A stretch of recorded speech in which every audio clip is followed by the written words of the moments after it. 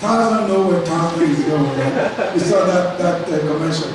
When Tarzan and his girlfriend were in this forest and they get lost. So the girlfriend was trying to ask the monkey, "Monkey, do you know where the waterfall is?" The monkey was like, and Tarzan said, "Don't ask him. Tarzan knows where Tarzan is going." And they were lost. So that's how men are. But in any case, we come to do and practice what we believe. Just imagine that everybody in this world that call themselves Christian come to believe God the way God wants us to believe Him and live according to that belief.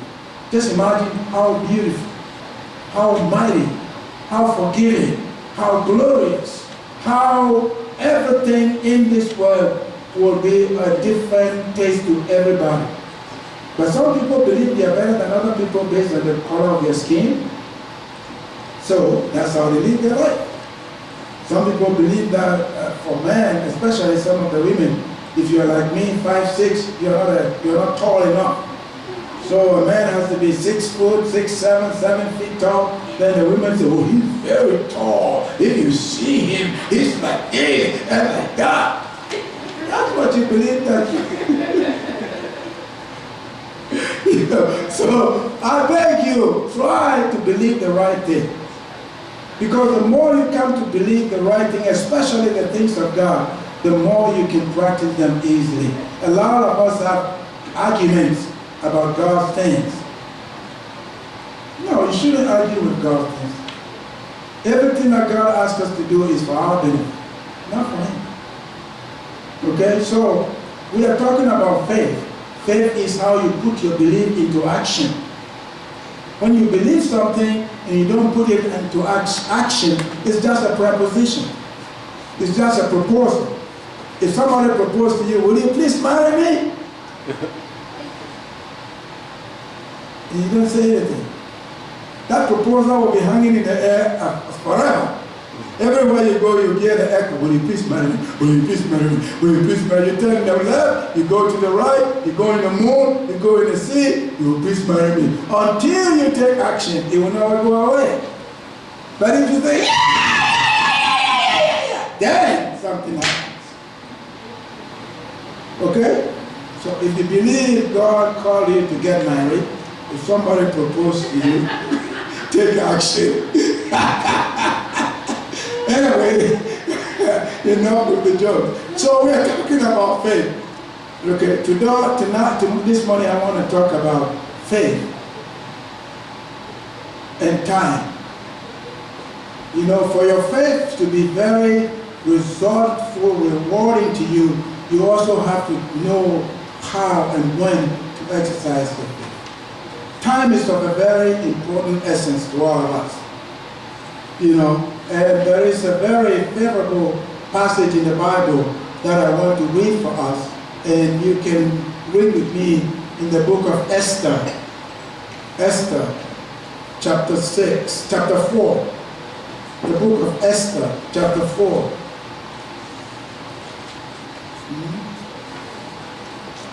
Some of you know the story very well.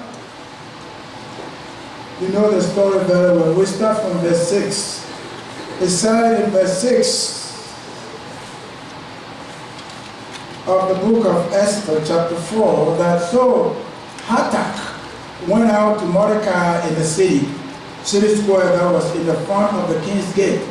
And Mordecai told him and all that had happened to him, and the sum of money that Haman had promised to pay into the king's treasuries to destroy the Jews.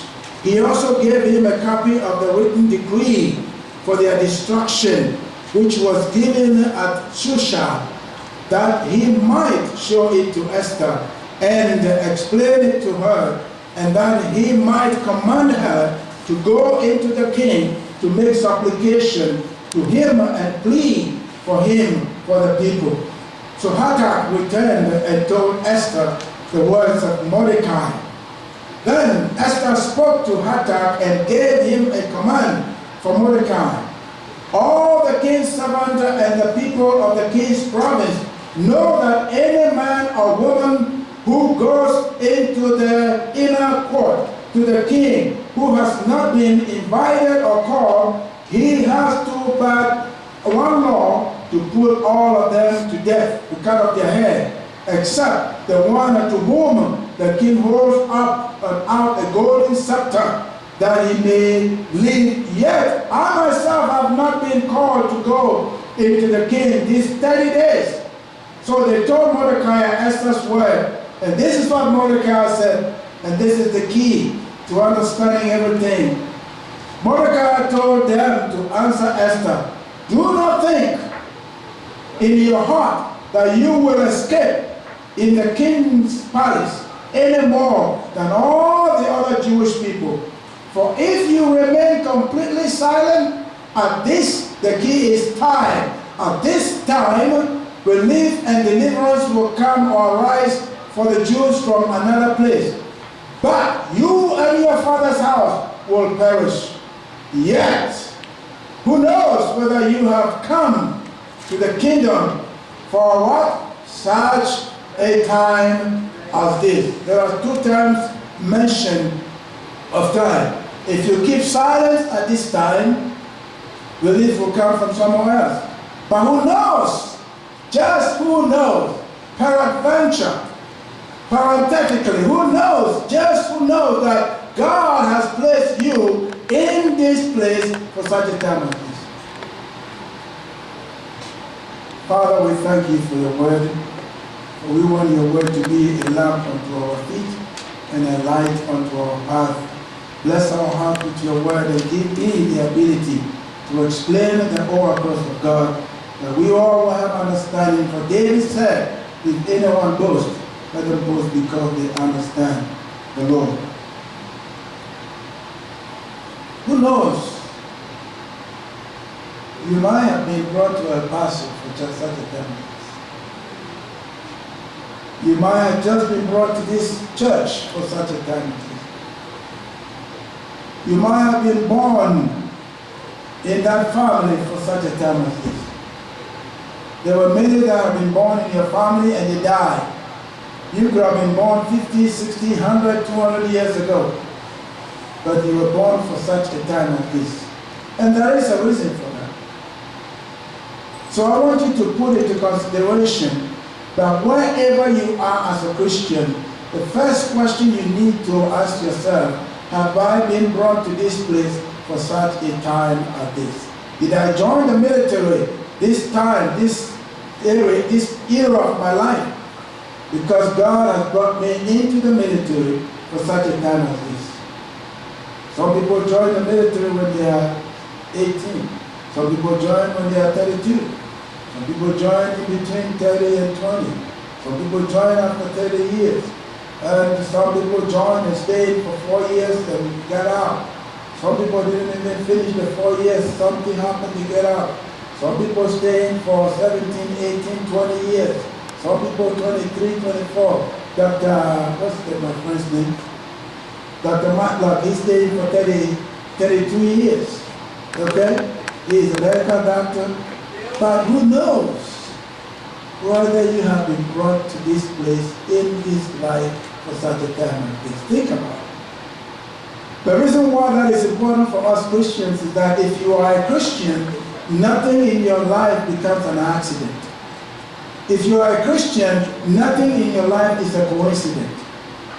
The only difference is you need to know the timing and what to do at that time of such a time as this. There was a time when I was just an engineer. I didn't know God. I grew up in going to Catholic school, know a lot about religion, but never knew God. And I was working as an engineer. We had a company that we import things from abroad, from Germany and Europe, and we bring it to my country in Ghana. And we distribute that to the Ministry of Education, and I was in charge. Before then, I was an engineer on our family farm. We had a family farm that we grew tobacco, sometimes 500 acres, sometimes over 600 acres. We had about 150 employees, and I was in charge of that. Because of that, I went to technical school to learn engineering so I could take care of the caterpillars and all the equipment that we use. But When I was about 27 years old, we had a shipment of goods coming from Germany. And the ship that was carrying the stuff broke down in another African country called Liberia. From Ghana, where I was born, to Liberia, if you fly, it's 45 minutes. If you drive through Ivory Coast or Cote d'Ivoire, it will take you about 2 days. So in order for us to get the goods back to Ghana on time, I had to fly to Liberia and take all the goods from the ship, put them on a truck, and drive them back to Ghana. So I flew to Liberia, and because of my family influence, I was living in the ambassador's house. Not everybody travel abroad and live in the ambassador's house, but I was living in the ambassador's house. The then ambassador's name was Ambassador Saki. So I was going up and down to get the first thing I did was there was a VW bus, diesel engine VW bus made in Germany that was on the ship. So for the need of transportation, I took that out so I could drive along first. So I was driving that, going back and forth, doing my business and minding my own business. I don't have no mind for church. We just get up from the embassy, drink whiskey and chase the girls, and me and the ambassador and the driver, we take the car and go to the other city and have a good time and come back, those kind of things. Some people don't believe that I did that before. My biggest place of adventure was at the disco. That time I grew my beard like Isaac Hayes. I looked just like Isaac Hayes, the godfather of soul. Seriously. She's looking at me for you. Yes. But one Friday afternoon, I went out to the local market. Back home, I don't know, they have it here. It's like a flea market where people sell stuff on the street. So you go to the street, you have vegetable and everything, and it's a market that you can go in and buy anything you want. So I went in to buy some fruit that Friday afternoon. And when I came back from the market with my bag of fruit, and I went by my van to put the thing in, there were two white men about the age of 70 standing behind the truck, and they called me, said, "Sir, is that your van?" I said, "Yeah." They said, "We are missionaries. We are from Sweden, and we are here doing mission, and we need a van. We are asking if you can sell this to us." I said, "No, I don't want to sell it." And they brought something to my attention that I never saw. On the back of the bumper sticker, there is a bumper sticker on the back of the truck that said, "Jesus is Lord." And I didn't see it. So they said, "Oh, yeah, look at that thing, Jesus is Lord. Are you a Christian?" I said, "Yeah, I am." Yeah, just to get them off my back, you know. So the other one said, "Are you born again?" Now, I grew up in the Catholic Church. I was 27 years old at the time. I finished engineering school, I got a college degree, I'm working. But I have never heard the single word born again in my whole life. So now I can't lie because I don't know what that means, so I can't say yes or no. So I'm stuck for them to explain to me.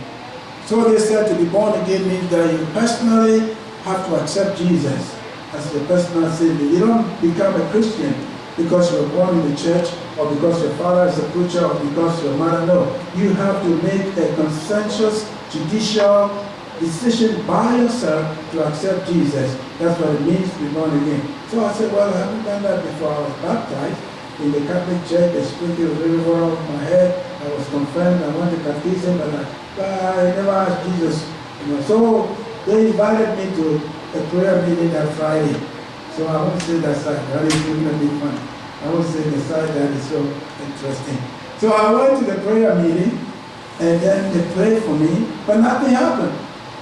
So I went back on Saturday afternoon about 4 o'clock. These two gentlemen came to the embassy to visit me, just to make sure I'm okay. And then they brought me a Bible, and we started reading in the book of John. And they were asking me, "Do you understand this?" In the beginning was the Word, and the Word was with God, and the Word was God. I said, "I don't know what they're talking about." They said, "This is about Jesus. The Word became flesh." So they give me a little historical synopsis about how God became incarnate and became a man. So I learned something that day, but it was just one of those things.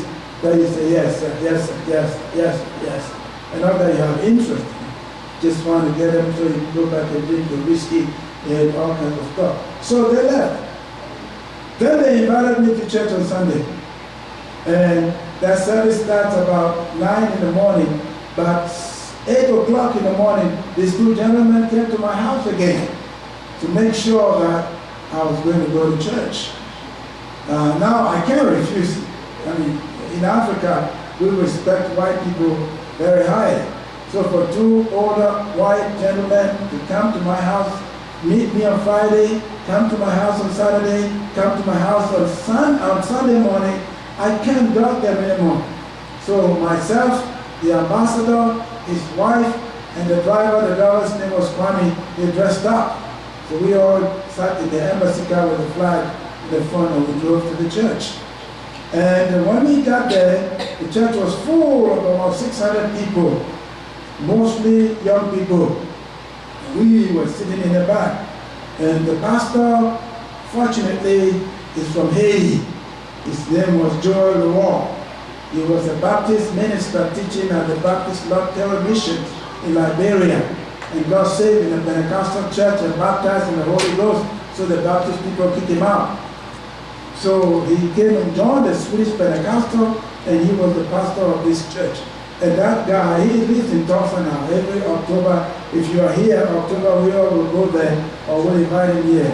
That guy, when he was preaching, in the middle of his sermon, I just felt myself, I'm not kidding you, sitting next to the ambassador, felt myself lifted up, literally levitated from my seat, slammed on the floor, rolled from the back of the church. My wife and I went there. He told my wife the same story and came all the way to the front. He was still preaching. That guy preached, when he preached, the whole church would be on fire. Before he finished preaching, maybe 90% of everybody in that church would be touched by the Holy Spirit one way or the other. So after he finished preaching, he came and held me by the hand and said, young man, this Sunday is my last Sunday in Africa. On Tuesday, I'm leaving to go back to the United States. But God told me that he's going to bring somebody and put my spirit that God has given me upon that person. And I think you are the person. This building is a movie theater that was turned into a church. So they didn't even finish the inside, but they have a pool on the back. So he lifted me up and he introduced me to everybody.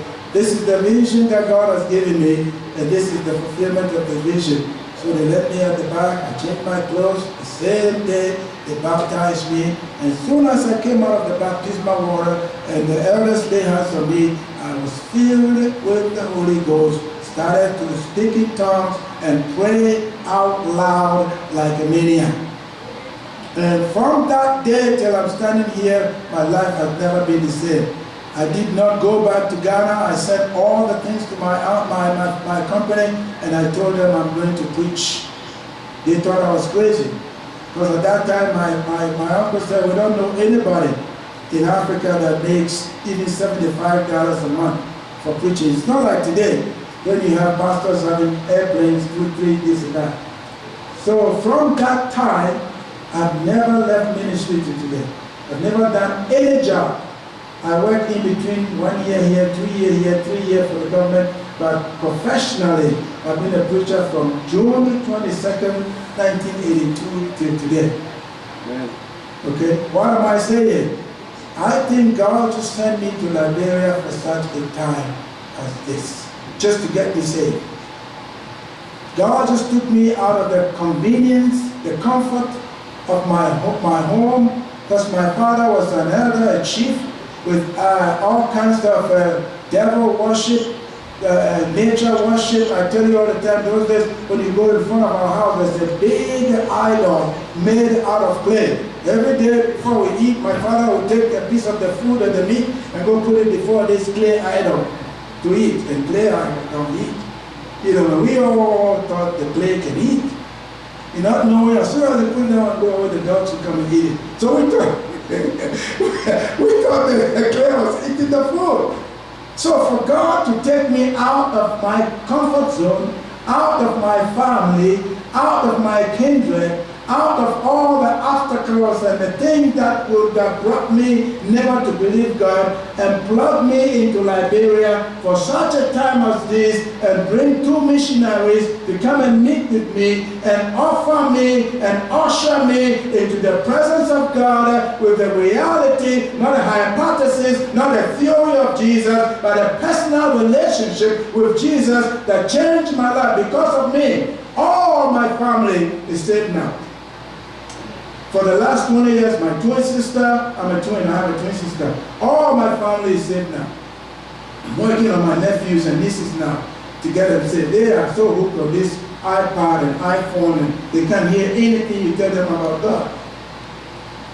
But God put me in Liberia, in that particular place, for such a time as that. The time will never have been right, will never have been perfect for me. Because back home, I was in charge.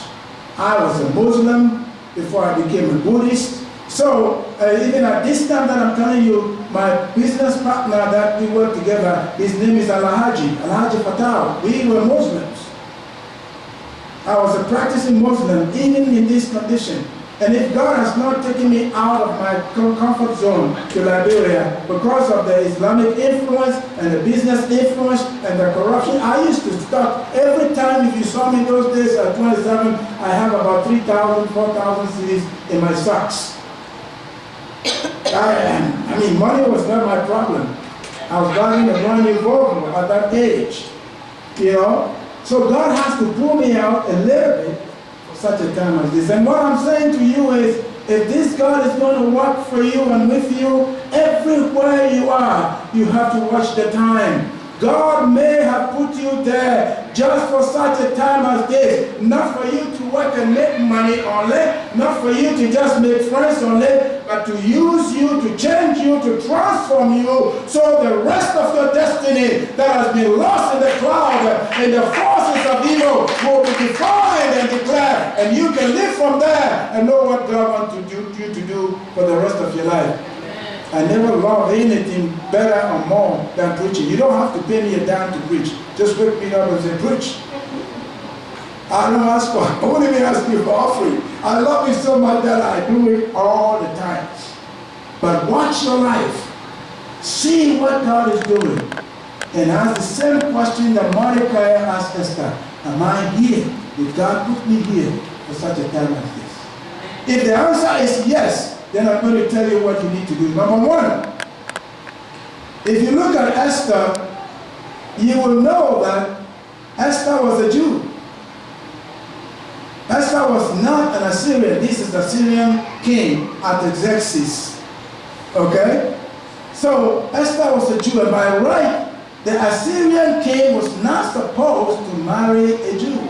Not only was Esther a Jew, Esther was a teenage girl. She was about 18, 20 years old. And this king who had married and killed her own wife, now the king's first wife did the same thing. Went before the king without permission, without the scepter being raised, and the king cut off her head. So Esther is in a position where if she messed up, she can lose her head. Or if the king found out that he was married to a Jew, that alone would. So she was in a predicament.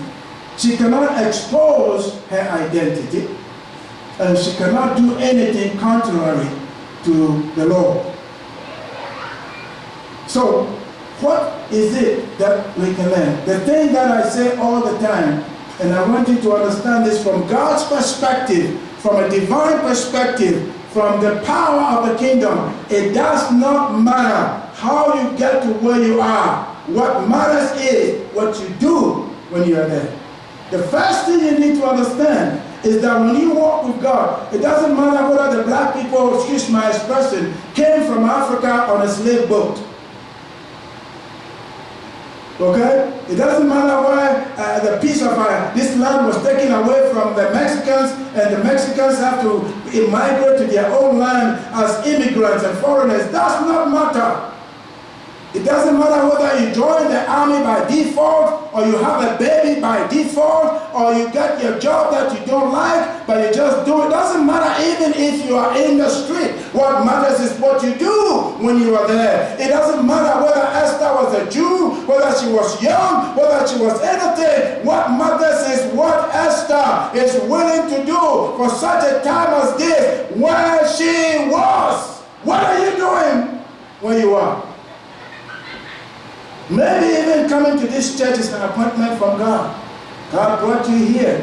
There are 879,000 people in El Paso. 879,000 people in El Paso. Less than 8% are Christians, not even 10%. So by right, we don't even have 80,000 Christians in this city. So if God pull you out and bring you in to prepare you, the first thing you need to know is God bring you into this church, or any church for that matter, for such a time as this. And the question is, what are you doing while you are in the church? What are you doing while you are in the army? What are you doing while in the Navy? What are you doing while in the Air Force? What are you doing as a mother? What are you doing as a father? Nothing bringing children into this world is not an accident. Whether they are born out of wedlock, or whether they are one parent, or whether they are just the mother or the father, it does not matter. What matters is what you do.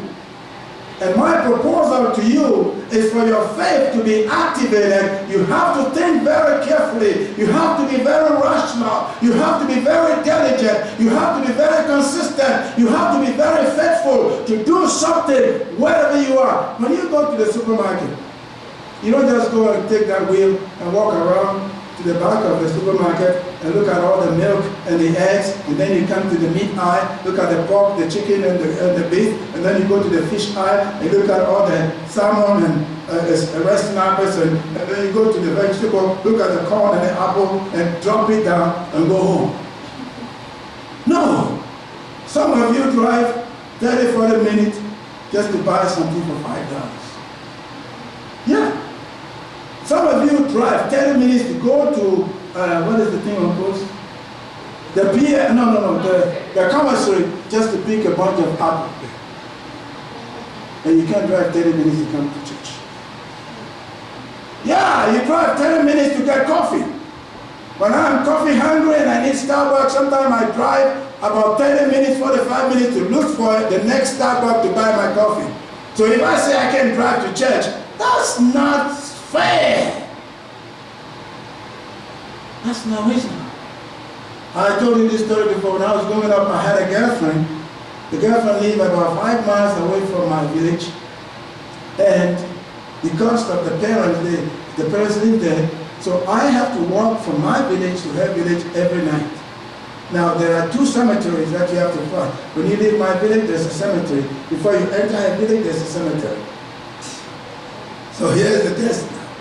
Every night, there's no electricity. In the dark, I have to walk through. When I get to the cemetery side, I was walking. Even if a rat or lizard or something, but I don't stop. I keep going. And then as soon as I pass the cemetery, I take off and I'm gone. And then I get to the other one, then I'm like, as if the dead people can hear me walking. I mean, those days, I'm like the dead, as if the dead people can see me and they can hear me walking. So I'm just looking. Every night. Yes, every night. I go there. Some of you do that today, right? You drive so many miles to see your boyfriend and girlfriend. Sometimes you don't even have gas in your car. Just pray, God, let me get me there. Oh, Jesus, let me get there. I beg you, please.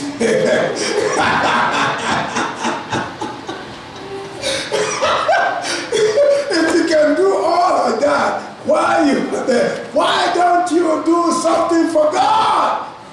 Esther. Now, if you are going to make use, and if you are going to do something where you are, the first thing you need to understand is you can't be selfish. The American culture is a culture of selfishness. Everybody is looking out just for themselves. You know why marriage cannot work in the world today? Because of selfishness.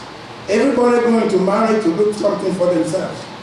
So when you're looking for yourself, the husband is looking for himself, and then the children are born, they are marginalized in the middle.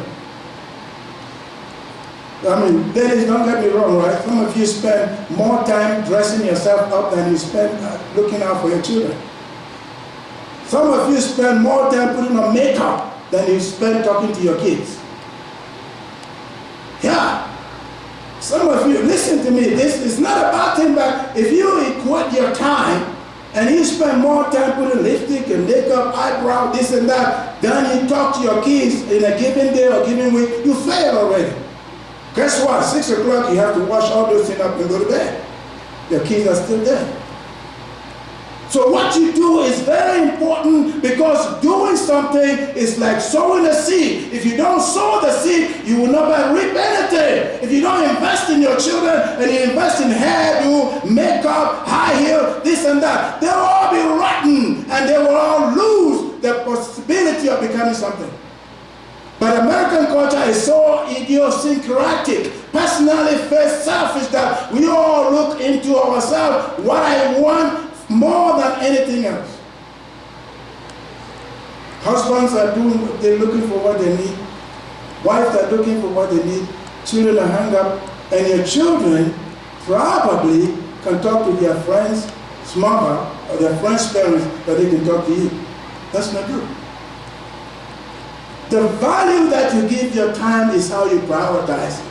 When you come to a place and you and God are going to do business, don't be selfish. Be a man or woman who will set up the priority of the day, the priority of the hour, the priority of the minute, the priority of the second. Because everything that you do, every second that comes to pass, is going to contribute to what you do in the next step. Every second that passes by, you will never get it back.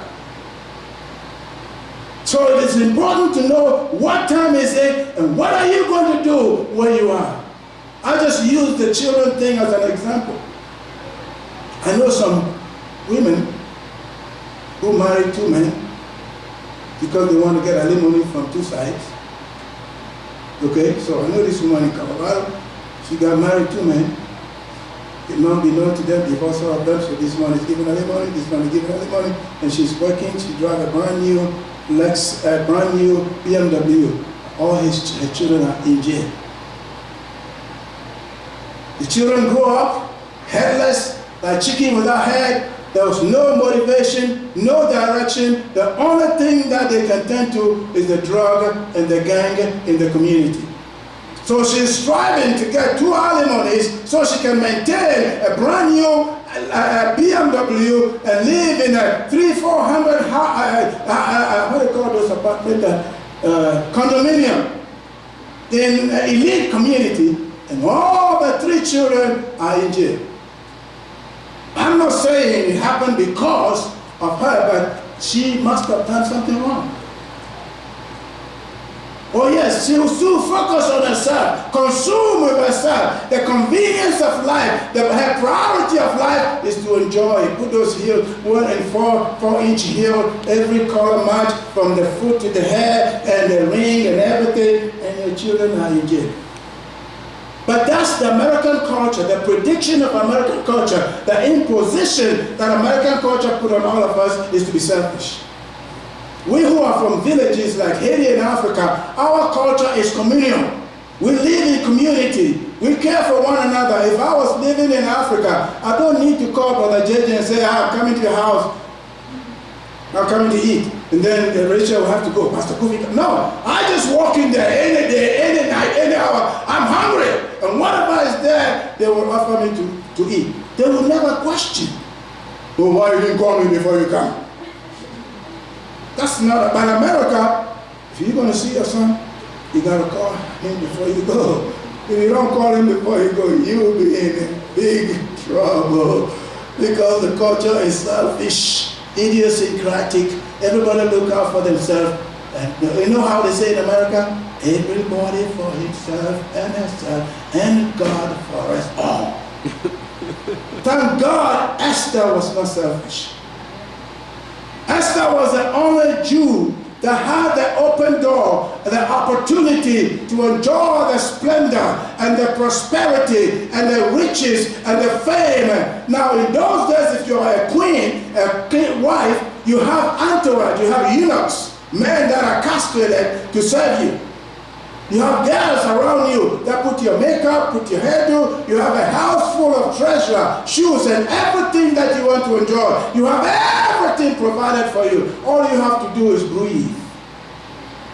Yeah. So Esther, out of the Jewish community, while all of the Jews are suffering, almost at this time, they are going to be annihilated because Haman the other guy is going to destroy them. Esther is the only one. She could have said the same thing she told Mordecai. Well, I can do it.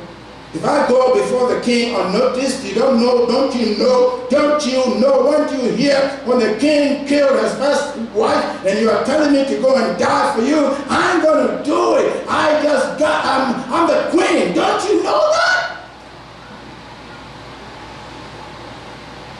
If you really look in our cultures, a lot of people who made it from the bottom of the barrel to the top don't look back to help anybody. They think and they act like they got there by their own bootstraps. Nobody in this world get to where you are with nobody's help. First of all, your parents have to change your diapers when you were young. Most of you, your parents have to take you to kindergarten or put you in daycare. Put you there, come back and pick you. Cook for you, change your diapers. Get you in and get you out. So you can't just become a general or a doctor and say, oh, I did it myself. No, if nobody changed your diapers, you wouldn't be where you are. If nobody sent you to kindergarten or daycare and pick you up, you would not be where you are. If nobody makes your milk that you drink as an infant day and night, you women know that 3 o'clock in the morning, your mom is up with milk trying to feed you. And then you got to become an actress or something, so I ain't going to that man. My mom is too old. She's too old school. She's blah, blah, blah, blah. Well, no, that's stupidity and nonsense. You have to remember that nobody gets to anywhere in this world without somebody's help. That help may not be calculatively what you want, but somebody had helped you. One way or the other, it may be just a small, minute microcosm of gift or time that the person spent to change your life so you can get to where you are and think and proclaim and declare that you are there by your own intelligence. I went to college for myself. I did this for myself. I'm about that myself. You lie. Somebody helped you to get there. So Esther has to get rid of all the selfishness. Some of you, your problem is selfishness. You are so idiosyncratic that you only look into and around yourself. Everything has to be me.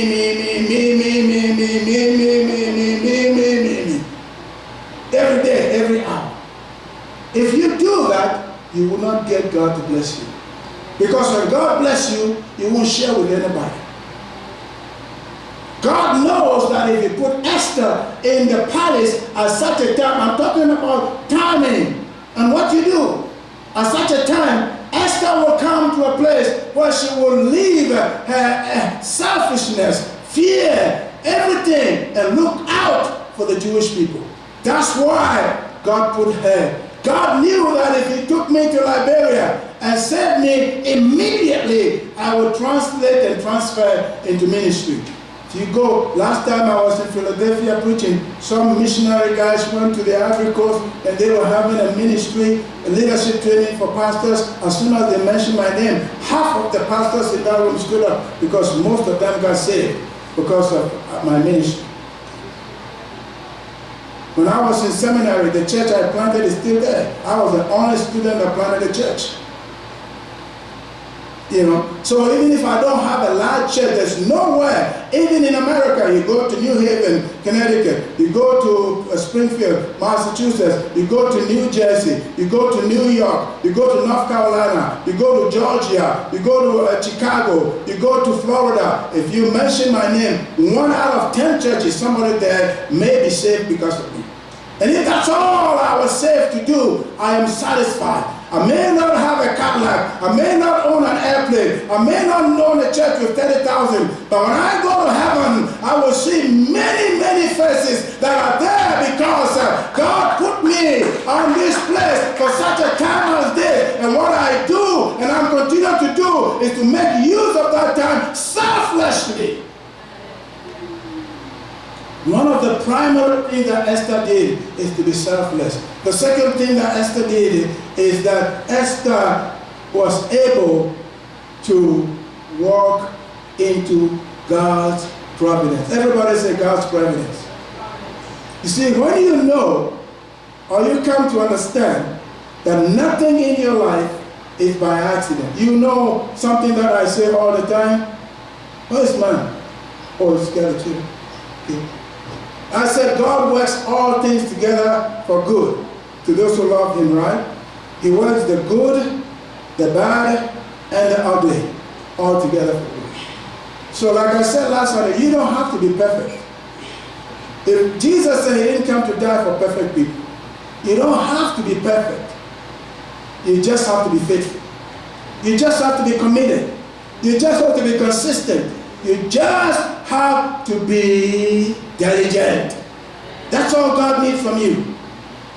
And if you do that, the thing that is going to become paramount is that you begin to walk in the providence of God. You know, if you have God put you in a place for such a time as this, and you know what time it is, and you begin to understand, to accentuate, to analyze, to come to understand that you have to do something while you are there. Right? God is not going to rip you of all your resources to get it done. I mean, I don't want to boast, but Pastor Maria will bear me witness. If you are a Christian, you want to do something for God, you don't have to strip yourself with all your finances to get it done. No. You don't have to be poor to serve God. You don't have to be broke to serve God. Once you recognize the time, once you know that God put you there for such a time, and you want to do something for God, the next step is the door of providence opens for you. That means God will immediately begin to provide what is needed and what it takes. Why is that important? It's very important for Esther and for all of us to know that when Esther decided that she's going to take an action, she's going to do something, and asked Mordecai to ask all the people to fast and pray, what did God do? If you read the text, God now began to formulate providential event. There was a party going on. Haman came, drunk. Okay? And then the king was also drunk. So the king was asking, what am I going to do? So somebody brought the king the record of the events in the kingdom. And the record was, they were looking at the record and said, one day, some man did something good for the king. And the king said, if somebody did this thing for the king, this kind of thing, what did the king do? So Haman thought it was him. So he is the second in command. So he said, well, king, if somebody did that, just elevate them, put a ring on their finger, sign a decree. So the king said, right, okay, I'm going to do it. And the man is Mordecai, the Jew. So Haman was like, what? That's not me, not more.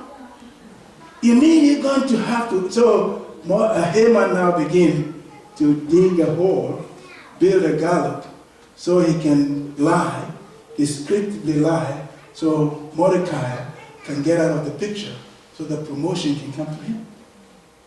Okay, now, Esther did not know this. All this was happening behind the scene. So as soon as Esther sent word to Mordecai and said, go tell him, I am going to do it. Listen to what Esther said. Listen very carefully to what Esther said. Esther said to the messengers to go tell Mordecai. Then Esther spoke to Hathai and gave him the command. All the king's servants and the people of the king's province to know any man or woman that got before, okay. And then they told Mordecai, and then Esther told them to reply to Mordecai to go and gather all the Jews that are present in Sushan and fast for me, neither eat nor drink for 3 days and 3 nights. My maids and I will fast the same way, and so I will go to the king, which is against the law. What did she say? If I perish, let me perish. If I die, let me die. Now, here is the struggle for some of you. Some of you want your Christianity to be convenient. You know, we live in a very instant culture. We have instant coffee, instant food, the window, what do you call it, the window, drive-through windows. We even have instant movies now. You don't have to get up your car. What do you call it? Drive-through. Yeah, you go sit in your car, and you and your girlfriend can be kissing when you watch the movie, and then all of that. Okay, we have instant everything. Okay, so when it comes to God, we are tempted to apply the same thing. Very few people want to sacrifice anything in their life for God. I was just talking about you this morning. My wife said, he just did 24. And I said, don't go there, man. If this guy needs God so bad, he will be there. I said, suppose you get out of 24 and a war break out. And he said, pack your bag and go. Would you say, I just have duty 24 hours so I can go? No! So what am I saying? You and I got from God what we put into it. There is nothing God will do in your life that is not going to take a sacrifice. That's why many people are not blessed, because not many people are willing to take the sacrifice. You have excuse. You want it to be convenient. Pastor Kofi needs to preach for 10 minutes so we can do like the Catholic people. We go in 5 minutes, take our communion, in Dominic parties, as Philly, as Spirit Santo, then you go about doing your sinful business. We don't want to sacrifice. Esther has to sacrifice her dignity, her pride, her future, everything to say, if I die for God, let me die. If I perish for God, let me perish. And I dare you, God is going to bring you to a place where you are going to be decisively able to make a decision if you are going to walk in the providence of God. That statement is not a statement of defeat. It's a proclamation that my God will provide. I'm going to do whatever it takes because the God I believe is the provider. My God will never fail. My God will not let me go into trouble. Shadrach, Meshach, and Abednego had to do the same thing when they came before King Nebuchadnezzar. And the king forced them to worship idol. They said no. Why? Because they knew that their God was going to be able to deliver them. They saw the fire, but they weren't afraid to go into the fire. Maybe they also said the same thing unconsciously in their mind. If we die, let us die. If we perish, I'm looking for a man or woman who will stand in the face of adversity, in the face of poverty, in the face of sickness, in the face when everybody put you down, and declare, if I die, let me die. If I perish, let me perish. But I'm going to do what God has called me to do in this place and in this life. If you can say that, you're going to begin to walk on the path of providence. The same thing happened to Joseph. I mean, ladies, put your fingers in your ears. You know, some men cannot see women walking out on heels with their everything carrying up and down like that. They will be crazy, they will die. Some people will drive themselves into an accident. They'll be looking through the window. You know, okay, and just imagine that Joseph had the whole queen of Egypt to himself. It was not him that the queen said, Joseph, here I am, I'm yours, Lord. And Joseph said, no, if I die, let me die. If I perish, let me perish. I'm going to do whatever God wants me to do. Amen. Even though it landed him in jail, but he began to walk on the path. If you never say no to the devil, you will never see the providence of God. If you cannot say no to the devil, if you cannot, the Bible says resist the devil. How do you resist the devil? No, no, no. I ain't going to do it. If I die, let me die. If I perish, let me perish. I'm going to do what God asked me to do. Then the doors of providence will open for you. Then God will know that if He bless you with $1 million, you can keep it because you are able to deny the works of the devil and the works of the flesh. Providence is another key in theology, that if you understand, what we mean is provision. You know, we have television. This is called provision. When you say something is pro, means it's already done. It's after the fact. So, people who do that, they are walking on what they believe God has already done before they see it. So you accept, you accentuate, you establish the fact that it is done before you see it. By faith, we're talking about faith. Faith enables you to know that God put you here for such a time as this, and what you do while you're here, it doesn't matter whether you walk or fly to get here. What you do here is important, but you also have to understand, in order to do it, you cannot be selfish. You cannot be idiosyncratic. You cannot just be for yourself. You have to be able to sacrifice your time, take time off and meditate, and then you have to begin to walk the path of providence. God never provides for anyone who will not be willing to take action against the devil. The same thing with Lot. When God was going to destroy Sodom and Gomorrah, God asked Lot to get his wife and all his people out of Sodom. Lot did, but the wife refused to go. Don't you think God could have just went and let the angels, hey, Gabriel, carry this woman out of here? But God didn't do that because she chose not to sacrifice for God. So God let her stay there, and thank God He didn't let her burn, but made her turn into a pillar of salt. Because she refused to deny the devil, deny the flesh, and take action for God. A lot of people are crippled with addiction. You know why you are crippled with addiction? Because you make choice for addiction. If you make the choice for drugs and alcohol and sex to control you, you have enslaved yourself. And those things are not just bilateral, physical things. They have a spiritual entity, an element to everything. Every sex that you have, you pass on the life that God put into you. Every fluid that comes out of your body, it includes the life, the spirit. So if you sleep with 2 million women, you have given 2 million women your life, your spirit. Vice versa. And God did not make us